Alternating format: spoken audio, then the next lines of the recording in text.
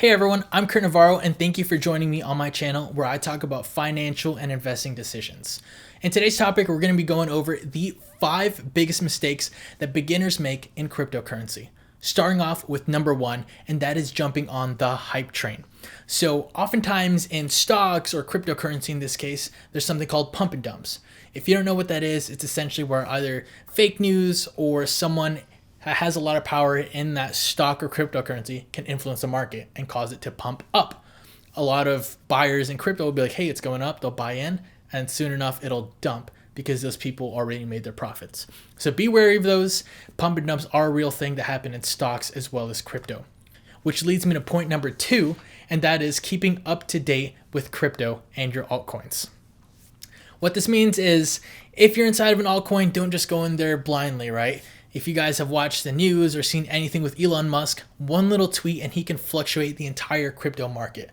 So either keep up with him on Twitter, find something on the news, or just keep up to date with whatever things you're investing in.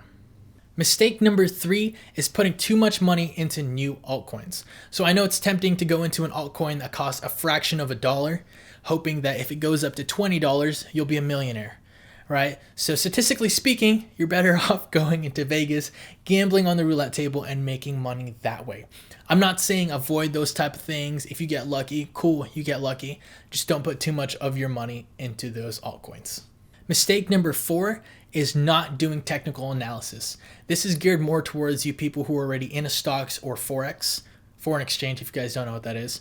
Essentially, there are similarities between Forex, stocks, and cryptocurrencies. So for starters, they all utilize a graph. What does that mean? It means you can analyze trend patterns and they actually carry over.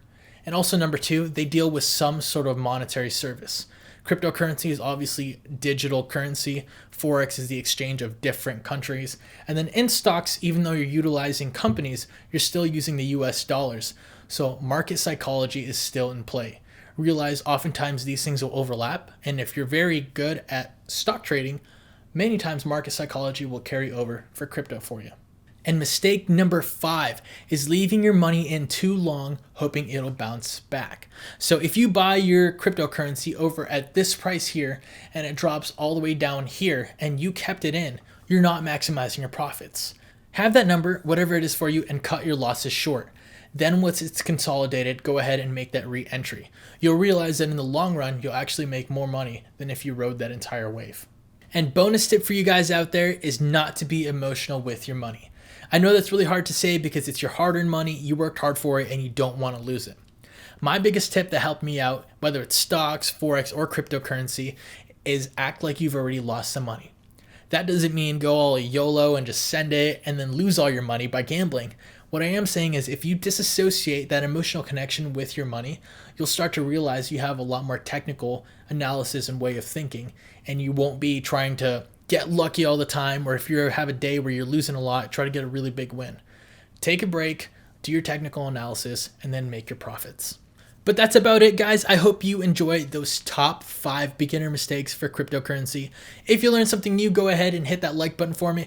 If you like this type of content, hit that subscribe button, hit that bell notification if you want to keep up to date, and I will see you guys in the next one.